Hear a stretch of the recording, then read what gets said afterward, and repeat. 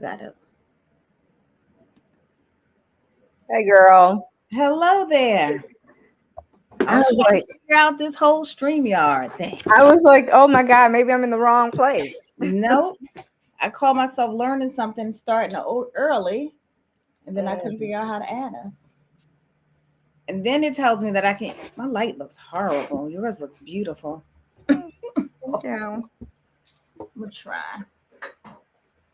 I was trying to start early and still couldn't figure it out. Then they told me I could do Instagram both, but I couldn't figure out that either. But it's okay. Oh, I'm so sorry. I am boycotting all Meta products, so I It's can't. okay. I've been wanting to do YouTube forever, ever. So Yeah, here we go. look at you. We don't broke your YouTube. I'm trying. So it was meant to be. That's what I said. Put this on your resume. Oh, that's so Yes. funny. How about that? That's one of the things I'm working on right now. I was working on before we got on. Is I've been using. I don't know. We talked about this in the other pod that we're in, but like, are we live? Are we recording? Yes, we are, but I think why I like this platform is that I can edit. But it is live, but nobody Okay. else is on yet except us. So Okay. Well, I'll just tell this quick story because I think it relates to what we're doing here or what I am doing here, anyways. Which is I've been what I realized I've been applying for jobs recently. I mhm. work for myself. It'll be the first time I'd be going back to work for someone else, and it has been a real struggle for me to put into words the kinds of projects I've been doing when I haven't had to do like annual reviews and reports and stuff. It's just whatever. Mhm. Anyways, so I took all my projects I've been working on over the last 4 or 5 years, and I just threw them into Chat GPT and basically said, "Tell me what I have been doing. So Mhm. what does this project represent?" Anyways, long story short, it has been so helpful for me to articulate what I have been working on, which Oh. when I do it this way, it helps me understand how to write my resume because you know what I mean? Because sometimes you do stuff and you don't even realize that it is a key core competency that you should be referencing when you talk to other people. It's So just how true. you do it, right? But Mhm. uh, chat has given me the opportunity to um, play back to myself what I have been doing and let chat be the one to sort of explain it to me. And it has been super valuable, like Well, super, that's super valuable. good. And It's like, timely, so then you can explain it to us. right, right. I mean, that's right. Like, or here's the thing: if you think about resume systems and that kind of stuff, like if I know I have done something, like I've done a project, but I don't know all the parts of that project that like how to talk about all the parts of that project, well, how to put it into language. For example, if you were Mhm. talking to a consultancy brand, this is how you would describe what you did. If you were talking to a media company, this is how you would describe it. And I think what chat does is takes the words of what we've done and then reframes them, and it can do this, reframe it into like, oh, you actually did X, Y, and Z, and it sounds like you're the CMO of a company, or CEO Right, of because you probably a, that on there were. Yep. right, because you are, right. It's just we get so used to, I think, humbling the way that we talk about ourselves, that sometimes I think we need a mentor person thing on the side that says, no, you've been doing X, Y, and Z, and you're like, Mm-hmm. doing X, Y, and Z. Thank you for seeing that. Chat is that thing. It I can think so. see stuff that you don't see. If you just tell it stuff, it'll be like, oh, okay, you did this, this, and this. And sometimes you're so close to it too, you don't Right. spell it out right. Yeah. That's what I've been working on is Oh. basically, and so taking the stuff like even if it's just a brainstorming idea I had, and I worked through the brainstorm, chat will be like, oh, you led a strategic evaluation of blah blah blah, and I'm like, okay, I would say it, See? even though it is what I've done, and now I have the practical example of it. They just turned it into the language that resume systems I think would like to listen to. So anyways, kicking that around as another business idea.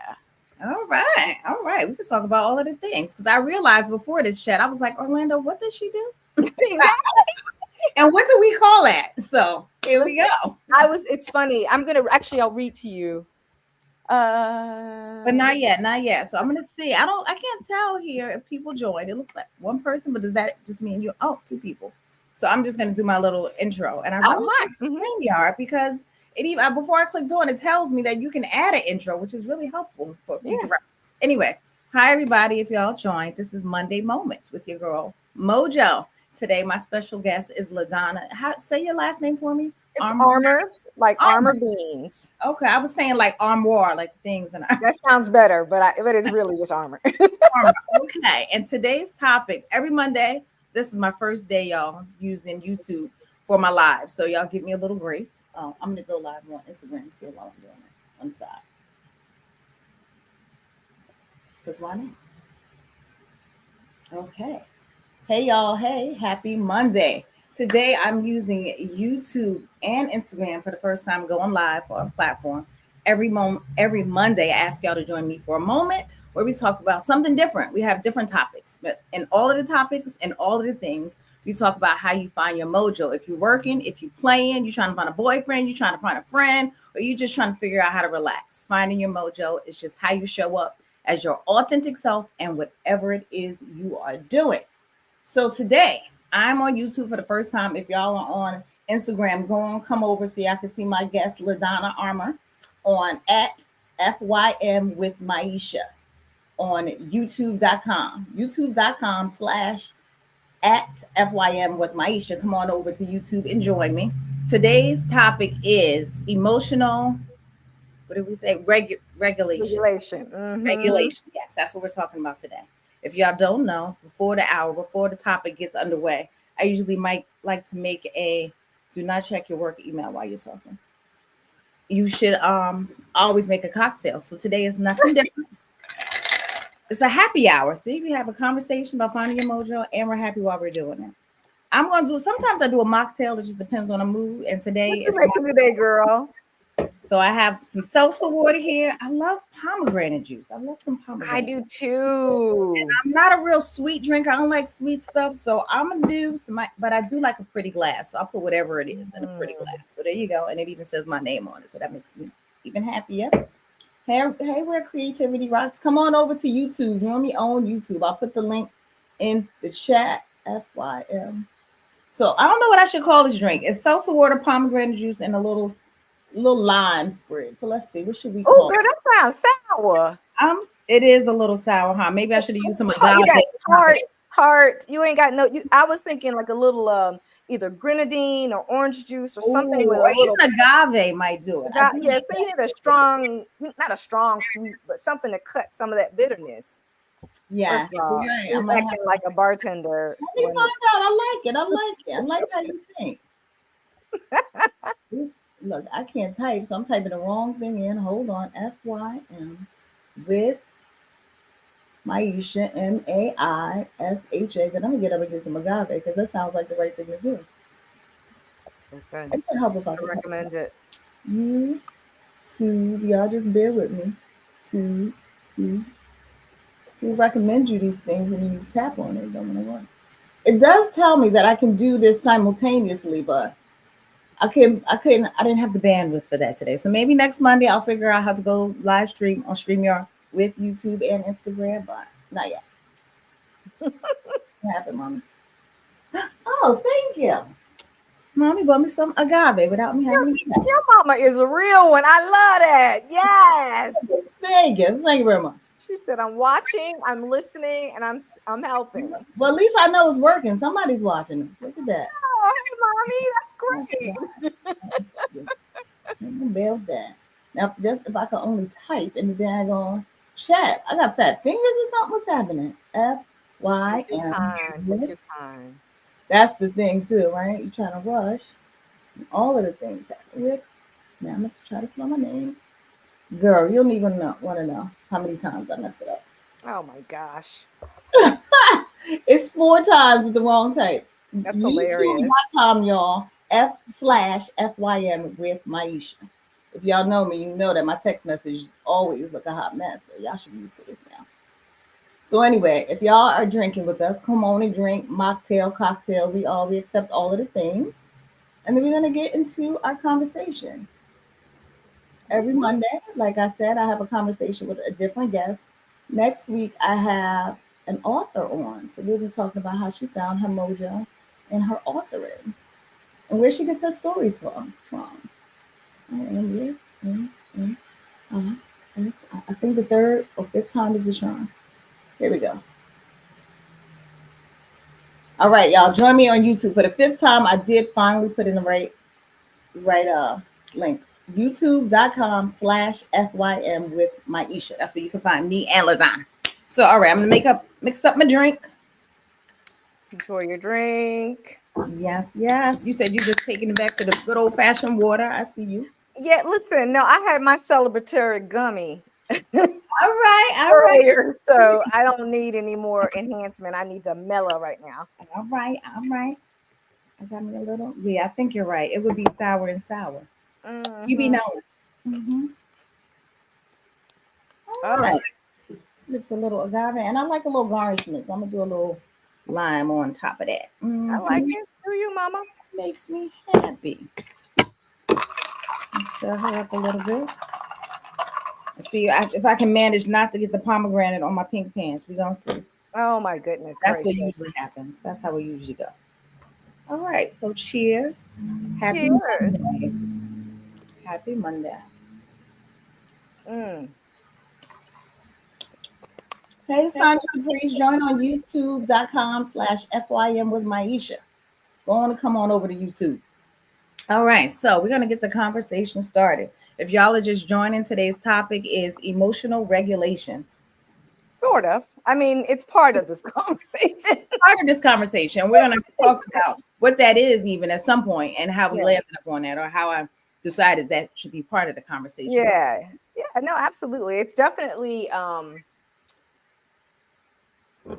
the understanding of how my emotional regulation, how much has impacted every aspect of my life, like my satisfaction or not non-satisfaction in my romantic relationships, or my satisfaction or not satisfaction with where I work or what I do, my identity in and of itself, all comes down to when our grandparents or great grandparents would be like, "You're getting on my nerves." I now understand what "on my nerves" means. Is that Like, right? yeah, it's that feeling of just wanting to kirk out on something. I mean, even if you don't kirk out, just the feeling of like, you know, it's that feeling of something being on your nerves. I was always feeling that. I thought it was, I don't know what I thought it was, but I certainly didn't make the connection between that being on my nerves as being a neuro response, right? Like I actually could control that through my own actions. It wasn't something that, oh, I just got a temper or whatever it is. You control how you react to things. Now tell me, when you started thinking about this being an actual thing? Like how far along in your life were you? No, this was just really recently because I had a severe burnout at work. Honey, I really, and I don't know, part of it probably was perimenopausal at the time. I'm understanding now. It's just like going through puberty again Wow, I never thought about it like that. yeah, I mean, you're basically going through your second puberty. And now that I understand that is what is happening, it helps me to, frame my reaction to things through a couple of lenses. Part of it is I might be perimenopausal. Part of it is I am getting older and I just don't have the temperament for a whole bunch of foolishness with people. Now take us back because people don't know anything about where you came from, where you are, and how you got there. So what were you doing? What was your career when this kind of had this revolution? I was a corporate girly. I worked, primarily in consumer packaged goods. So I worked for the big brands. and really loved it as a career. I love the art of branding, of creating brands, which is why when you ask me, well, what do you do? Mm-hmm. What I do is brand development work for brands. I used to do it as an employee of the brand. Now I do it in my own consultative capacity, uh, as a consultant to brands, or to companies that are looking, or anybody who's actually interested in doing brand architecture work. And so, how this all came about, though, was because I realized that the path that I had committed myself to from the moment I signed that first promissory note to go to college, that was the first domino on a path that you cannot change once you've done it. Let me Mm-hmm. tell you why. Because I was a first generation college kid. So to go to college, I had to pay for college. To pay for college, I had to take out 50, 100, $200,000 in student loans. When you've taken out 50, 100, 100, you got to do a certain kind of work. Like, there is no, oh, I want to be an Right. artist now. Oh, I want to be a poet. You want to go and make as much money as you possibly can, because you have, not only do you have those student loans to pay for, but you got the lifestyle that you built to go with the job. Oh, I got to buy this house and I got to drive this car and I got to get my nails done this amount of time.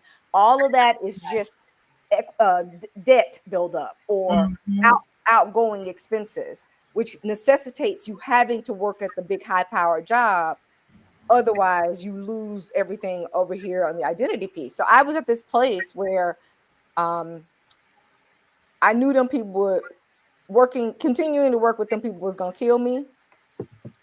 Now, I how long before you figured that out? How long were you working with them before you figured that out? It's not the particular company, actually. That Okay. company was just the straw that broke the camel's back. Mm-hmm. What I realized it is that it is all companies.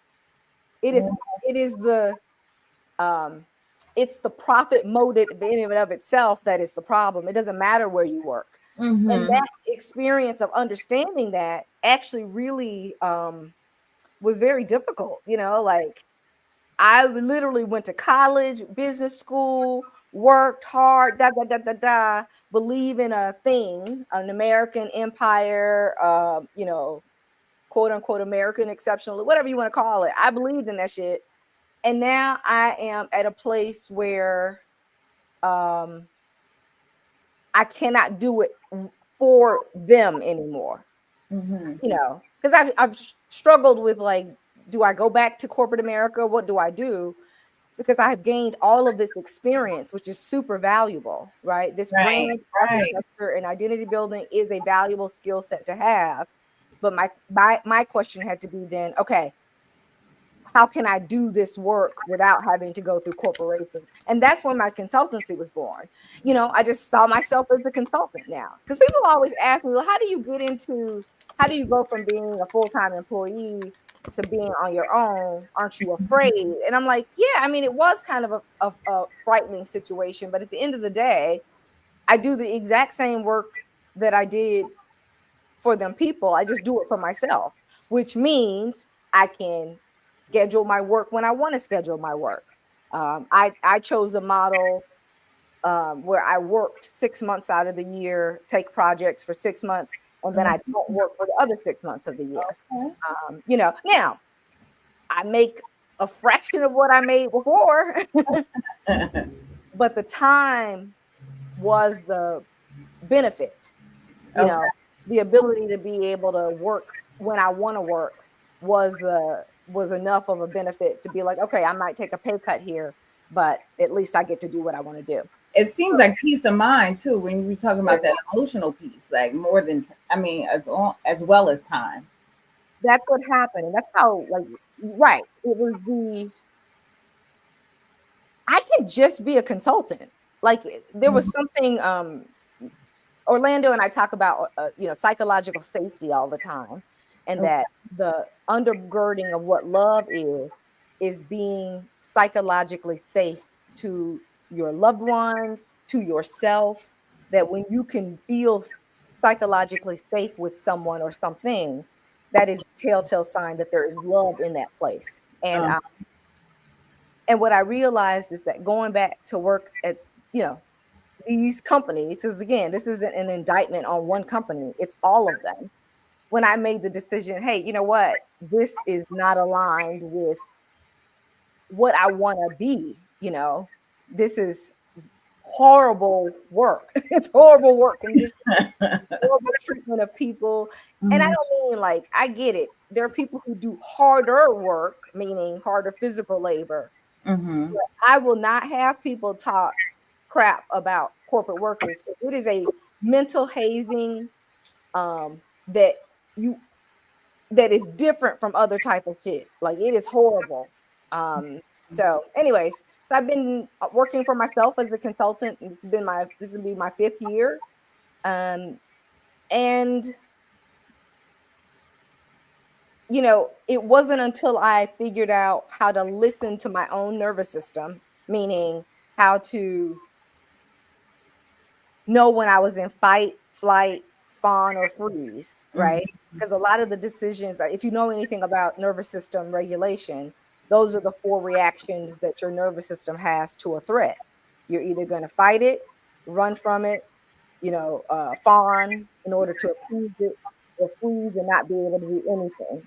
And when I started to realize that a lot of the reactions that I was having when I was walking into boardrooms, or walking into meetings, was my body was going to into an immediate fight or flight response, even before I intellectually knew what was making me feel the way I was feeling. My Right. body knew something wasn't right in the room. Mm. Started allowing myself to have make the connection that when my stomach clenched up like that, or when my back started to ache, I was in situations where someone was fill in the blank, X, doing, saying, whatever. And so when I started to recognize when those moments were, now I can make decisions about my life based almost in, you know, 100% on that feeling or intuition of whether it feels good in my gut, to be in that space. And so that's the nervous system connection, is that it allows me to have a traffic system to, to short code when I am feeling uncomfortable. You know, Mhm. I can immediately go into my gut. You know, what is the reaction that I'm having? Um, and is there a real threat here or not? You know, sometimes you are just anxious, for no reason. It's not like my gut is the grand, you know, center of everything. It Mhm. is another piece of data that I can use in making decisions about what's good for me or not good for me at any moment. It's like, you know, um, does this feel safe? You know, and Now, I learned that when I was in corporate America, that alarm was going off a lot. You know, mhm. oh, we're doing budget cuts, but we're only going to cut the budget of this black woman over here. Oh, we are promoting, but we're not going to promote someone who's been in seat or been enrolled for 17 years. We're going to promote, you know what I mean? All the stuff that you start seeing to be like, that doesn't feel right. Something in this. Yeah. I want to believe that we're a family and that this is a team, but you keep treating members of the team like shit. So I don't really know what to do with that. So anyways, that's how I got on this road. Now, how long have you been on this road? Um, since the pandemic. The pandemic was a big kicking off point for me. I quit a job without having a new job. It was a big turning point in my life. Mhm. And part of it was seeing what was happening at work. Part of it was, when I say at work, I mean at all the works, Yeah, corporate America. corporate America writ large. Seeing what, you know, George Floyd and Black Lives Matter and how that was received, and you know, just stuff felt real funky. And Mm. it's funny how we're coming full circle on that Black Lives Matter thing, as Target is in all this trouble about rescinding its DEI policies um, since, you know, the pandemic. Because Mm. remember George Floyd happening in Minnesota, they were like, "Oh, we're gonna donate X billion dollars and da da da da da." Mhm. And then, you know, a few years later, now you're kicking the ring with Trump and taking away DEI, and it is killing their business, Yeah. killing their business. I think it's malfeasance. If I were on the board, though, I think the board actually was from what I hear, the board may have been the reason that they did it in the first place. But Mhm. whoever, I would sue for corporate malfeasance. They've lost so much money without having had to because they were racist. Like that's insanity and it's provable, you know. Right. Wow. Wow. So now, what is some of the work that you're doing now that's making you feel a little bit better about your contributions or what it is that you're doing? Yeah, I think that's a great question. I've been so I have two interests that I feel fortunate enough, actually three interests that I feel fortunate enough because I have the space and time to do my own to think through stuff, whatever. Um, that now I understand how they converge. So one of them is, brand strategy. So let's say you are a corporation and you know you need help expressing the identity of a brand. Hey, what does this product mean in relationship to its competitors in this category? How do we position this product, or service? How do we position it vis-a-vis uh, cultural phenomenon? So, like for example, there was a lot of talk about Kendrick Lamar and Drake. If I am a brand, how can I capitalize on this moment culturally, um, in order to um, promote our ideals or products or whatever? And so I can do the work to be like, here's the connection. This is the creative that you might think about in order to align yourself with this cultural moment. So it is how to market to consumers in the moment that exists culturally, which is why I'm online as much as I'm online. I mean, Okay. part of it is I'm addicted to TikTok like everybody else, but as a brand marketer, that's my second thing that I love, which is I love social media. I love Mhm. social media because it is, a brand marketer's dream. I get to I get to be in on the beginning of the way of understanding why consumers feel the way they feel about stuff. So that's why I think it's malpractice for companies like Southwest to have. Did you see the CEO's press conference for taking?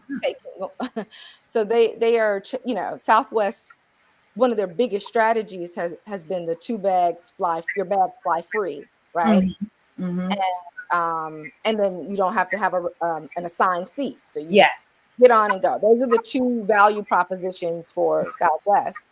Well, anyways, they're getting rid of both of those things, and necessarily their consumer base is upset. Like they're Mhm. mad at them. You know, That's they what we're here for, they right? feel betrayed. But the CEO, God bless him, got on to the air talking about like, profit and like it was so I don't give a damn about your profit. You know what I mean? Like Mhm. I am the consumer. You are supposed to give me a differentiated product that I pay my money for, but you shouldn't tell me that you are only in it for the profit. Like even Right. if you say that to the street or to your board or to your shareholders in your shareholder meeting, you say that then. You don't say that to the consumer. Mhm. So in that kind of situation, in my case, I would help brands navigate why it's important that this moment with Southwest and the CEO, what it means for other brands and how they should be acting accordingly. So it's a little bit of PR strategy in that. Yeah, yeah, Like, definitely. it's brand and PR strategy to help brands align to to the moment. What is happening right now? What does it mean for our business? What should we do? What should we not do? You know, how might we say it? How is this going to land in the ears of certain types of people? You know what I mean? Yeah. I do this exercise where I'm like, if these are the words, this is how the Bubbles are going to hear it, the brothers are going to hear it, the sisters are going to hear it, the Karens are going to hear it. So I filter that message through the lens of different consumer groups to be like, this is how this message would be tweaked for these audiences. So it's a lot of sort of helping people understand what the narrative is, and how to position their brand or themselves. I do it for both businesses and brands, but also in personal identity work. So how do I help you, Maisha, tell the story of Maisha so that it appeals to a YouTube space, or appeals to, maybe you want to do speaking engagements. You want to get on the speaking engagement tour. How do I package Maisha up so that she is appealing on the speakers tour? So that kind of personal architecture is what I do. Now, LaDonna, how did you find your mojo in this? How did you figure out that this is what I'm good at? Because clearly you are, because it makes perfect sense. I feel like Yeah, every CEO needs this. But anyway, everybody needs it. Every every person, yeah, how you show up. You go on um, a first date, Match.com needs you. I think that's funny though, because I think that I just I'm a social scientist by training. I have a degree in sociology, and a degree in African American studies and women's studies and film and video. So social science has always been, excuse me, at the heart of what I am interested in as a science. You know what I mean? Like, and that is the study of like how groups, why groups get down the way they do. So in this moment as a cultural anthropologist, I see myself as a cultural anthropologist, which is sort of excavating the moment that we are in, and looking at it through its historical lens, or through its futuristic lens, or through the lens of certain groups. Because at the heart of what I do, and this actually may not sound good, but I don't mean it in any way that's negative, but at the heart of what I do is try to profile groups, you know, which is find the common denominator, language, and the jigsaw puzzle on different groups. Um, what's the key insight that makes this group different from this group? And then running people's marketing through those lenses. But anyways, I can do that work for corporations or for individuals. And my business model is both. So individual consulting, as well as workshops, and group training and that sort of thing. I'm losing my lights. You see that? Oh, I know, girl. electricity What's tripping. happening? It's liking what you're saying or something. Noise. So the circuit breaker. We all right. We good. Okay, good. All right. Yeah, so everybody needs one of them. I need you. Let me find Yeah, out. I was gonna say, so what is Maisha doing? Like, tell me. I don't really The know. interviewer is being interviewed. I need to know who I'm talking to, baby. Tell me your story. I love it. Maybe so do the people. So I work the short version, the long version. The long version is I work at Scholastic. It's a publishing company. I do work at a children's book publisher, and I manage their events for authors, their author events, and their annual conferences, mostly their educational conferences, but some festivals and smaller stuff too. Right. All of the things. So during the pandemic, I was laid off for a few years. And I figured out that I could do all of the things, but what do I want to do? I couldn't. Yeah. I'm like, I don't know. I'm good. I'm a chameleon. I can do all of the things if I put my mind to it. But right. What is it that I enjoy doing? So that's how I met Orlando, who we are mutual friends with. And he started coaching me, and we just started plugging away at that. And I figured out that I like books. I like talking to people, and I'm very, very curious. I want to know what the people I'm talking about. What y'all doing? What's happening? How did you get into that? I got all of the questions. So that turned into, and then I also at the time I still am really single. So at first I thought I was going to do a podcast. I knew I wanted to do some kind of writing, video, something, talking to the people. So first it was going to be a podcast, or what did my niece call it? A vlog about all of the dates I've been on, bad, good, bad, and the ugly, and some funny. and it was going to be called "I'm Still Over You." Bless your heart. Actually, that was going to be the name of the book. I shouldn't tell other people because it still might be. I love it. So at first, it was just me by myself, vlogging every.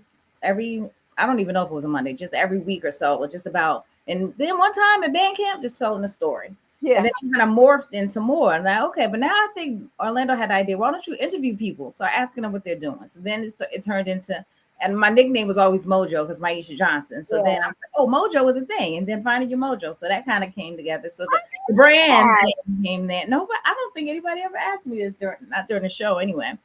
So then it became Finding Your Mojo. So I'm like, is Finding Your Mojo the brand or is it the topic? Is it the blog? And so it turned out that it was Monday Moments and Finding Your Mojo is the brand. Yeah. And then I started doing all of the things and interviewing all of the people. And I realized that some people were having some of the same problems I was. Like, how do I, like when I was interviewing, I know they ask you, what do you do? What do you like to do? What are you good at? What's the time when you found yourself in a difficult, all of that. So I was answering the question, but I was just answering the question. I didn't feel like I was any different than somebody else, or at least I wasn't answering the question so that I showed up as somebody different. So then I started going back to those questions and my words. Well, who do I need to show up as to be Maisha? And it was smart. It was funny. It was helpful. It was all of those things. So then when I answered the questions, I started trying to answer them in that way with that information, with my mojo. So then I was like, oh, I can ask other people that too. So then. Oh my God, I love it. I think that's such a brilliant way. No, seriously, because what you've just described is the heart of the architecture process I go through to help brands or people navigate identity change. It's the exact same framework, which is because, and I think it's the same framework for Align Performance, which is, people know what they want to look, what they want it to look like, and they know where they are. Some of them, some people don't know where they are, but if you can find out where you are, understand what it is that you want, then he can help you align these two things. You are, where you are, and where you want to be. Exactly right. So, but my thing is, so I do that for products. Okay. Right? Like I do basically an Align type process for helping brands understand what is the mission or what's the purpose of this identity, particularly for brands that have like a lot of products in their product assortment. So if you are a car brand, Ford, how many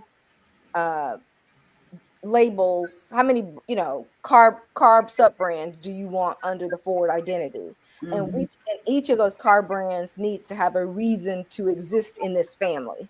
If this is going to be the family, what's the purpose of the Focus? What's the purpose of the Neon? What's the purpose of the Ford truck? What's the purpose of, so that you can appeal to, remember I told you all of those different personalities and whatever. If you know that these personalities exist in the world, then do you make a product to try to find each personality, or do you do what like Tesla would do? Well, I mean, it has, now it's starting to build out its architecture, but I build the architecture of stuff. Like if you tell me that this is up here is the goal, I can give you scaffolding to reach that goal from an identity standpoint. So now I'm going to ask you a fun question, because you and I have talked about this somewhat before. Okay. So now you said you started doing the kind of study or getting into your own kind of work and how you want to help people or brands help identify themselves. How has this changed any since the pandemic, especially recently and with the Trump days? I mean, definitely it began in the pandemic. So I think the pandemic was the turning for me. It was like, hey, I can't keep doing the things I've been doing. It's not satisfying to me. I need to think of something new. So that's how I got into my business. My business name is L'Amour. So it's my first initial L apostrophe ARMOUR, but pronounced the way that you wanted to pronounce it. Oh, I like right. It. So let's and I think I wanted to do that for a couple of reasons.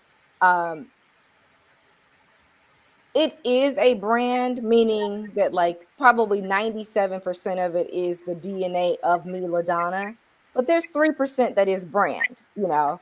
So I think while it is my name, L Armor, pronouncing it Lamore makes it different from me as a person. I can still be LaDonna Armor and the brand can be Lamore, you know. Mm-hmm. Anyways, um, but I think that I would love, for example, to work with you on your personal brand, and maybe we can figure out a way to sort of for me to spotlight how I would work with someone to help make sure that you. I mean, I know that's what you're doing with Orlando, but this is more from a personal identity branding perspective. Like, how do you show up here on YouTube? How is that different from TikTok? Um, For sure. Well, You know yeah. what I mean? You only explored two different show format types. That's talking head and interview. What Mm-hmm. else could you be doing? Like where else might you feel comfortable showing up? It might be, you and two girlfriends just in your living room talking, fly on the camera style, or whatever. Um, the point is, there's a whole bunch of things to explore in how you show up, and one of the things that I'm trying to get really good at is giving this away to people, because particularly my friends and family, like not just companies. Companies are gonna have to pay for it, but like for my friends and family and my network, I think it's important that we all share our skill sets, um, so that we build the community stronger and even better. So I offer you that if you would like it. I would indeed. I would. I'll be hitting you up after this. So now, is there anything else that I didn't ask you that you want to tell the people about that you're working on, that they should be working on, that helps you get through the second time of what did you say, puberty? Second Yeah. time. I have been really finding, and I mentioned this a little bit, but finding AI and the exploration of what AI is and what it means for Mm-hmm. me as an individual, me as a business owner, me as a citizen, me as a humanitarian. Like, what is, you know, what should I be doing with my life? AI has been really, really, really helpful. And if you are not dabbling yet, with understanding how to make it work for your business.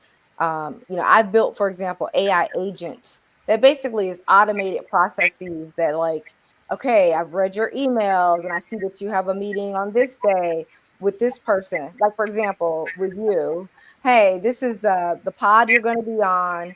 This is the who the host is, what the content is generally like.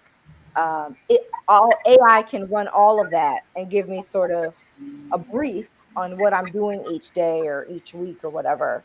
But I built those systems myself, and used AI to help me build. You know what I'm saying? So Yeah.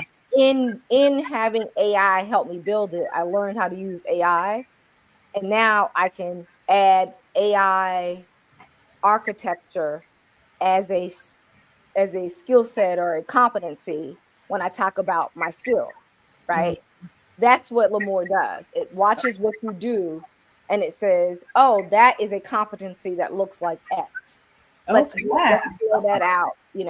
This sounds like a workshop, Ladonna. And actually, thank you for saying it is going to be a workshop. I literally am just getting the assets up, so my website and that kind of thing. I'd love to be able to pass those along to you, you know, in the Okay. near future, so that Okay. Good. I can bring. But the idea is, yeah, it is that sort of how do you make yourself, how do you reflect? Because I was going to say make yourself sound good, but that's not what it is. Mm-hmm. You sound good. Now let AI tell you what you sound like. You see what I'm Oh. saying? Mm-hmm. Because if I'm being honest with you, when I first, I was trying to get AI to make me sound good, which is not what it should have been doing. I should have told it what I do, and then anyways. But the point is, I think I'm reading really good at AI, Okay. I think it's a skill set that people should be working on, more. Because it's so new that people don't know what to do with. Like I can even say that for the big corporations that I work for, they're not really sure. We're having like open forums about what we think we should do, what we can't do, what we should be looking out for. So Yeah. it's a very interesting place to be. All right. Well, in the meantime of all of this, if somebody's trying to get in contact with you before you get everything up and running, what's the best way to find you?